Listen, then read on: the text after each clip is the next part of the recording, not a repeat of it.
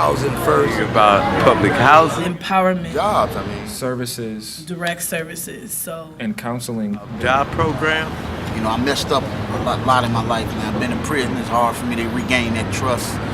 So a lot of relatives don't want to let me in, you know, maybe a night or two or whatever, but you know, they don't feel the change in me. But I know it myself, I changed, you know. I'm homeless. I have a college degree in computer science, but I'm homeless because I committed a crime 20 plus years ago. And no one looks at where I'm at, but they always look at where I've been. Getting out of prison, I wasn't allowed to go back to my home state, and they put me in a shelter, 60 days. I told my PO, so after the shelter, what I do?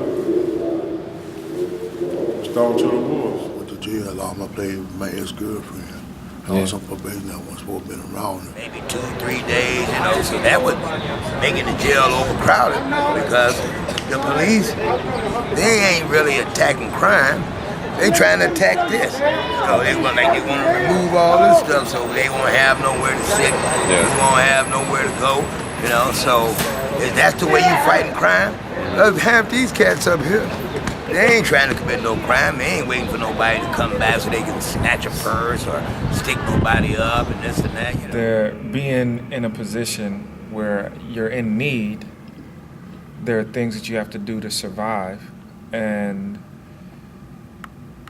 a lot of those things result in tickets. I first became homeless when I was 17. My parents kicked me out of their house because I had came out as gay, and they didn't like that, so I had to go.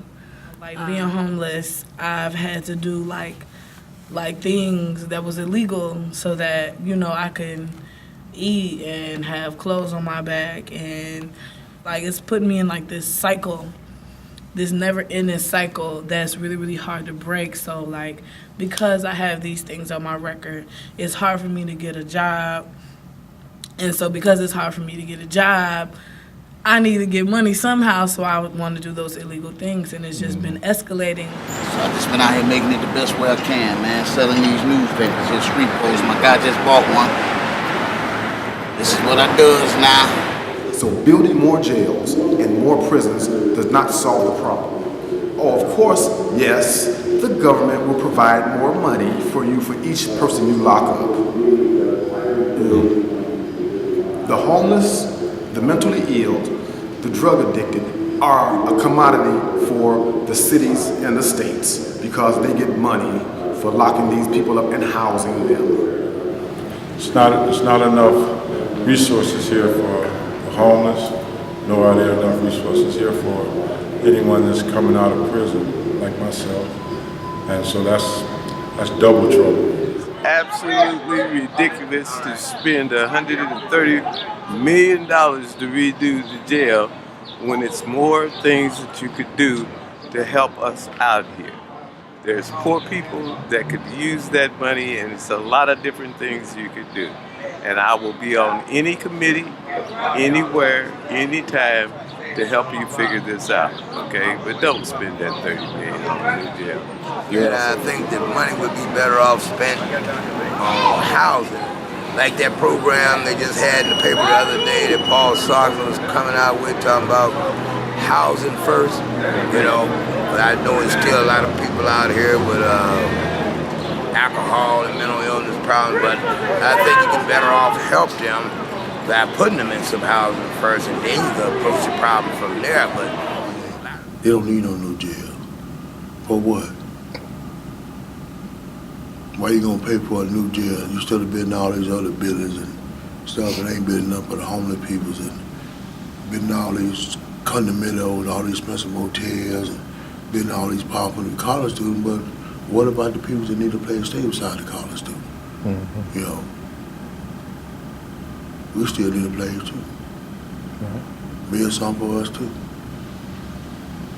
I think they should split that money up instead of going to jails, because if more money is going to jail, then it's just going to increase the criminalization of black people, homeless people, black queer people. because they're going to need people to fill that jail. And I feel like instead of criminalizing people, I think the money should be split up into 2 different departments. So one place would be in the like direct services. So whether that's a homeless shelter or some sort of agencies that do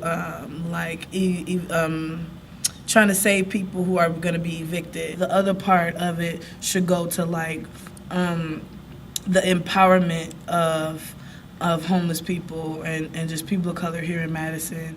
It should go to like creating spaces so that we can, come together, politicize each other, share information,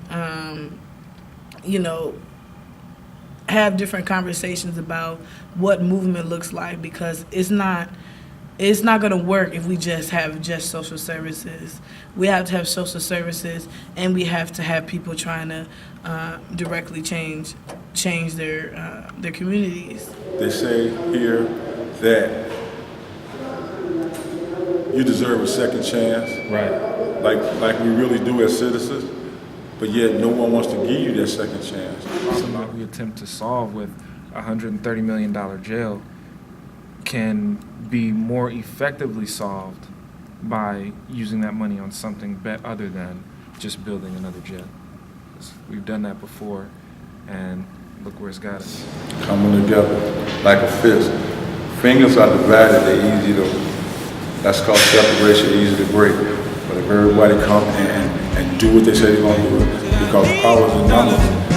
Dollar, that's what I need. And if I share with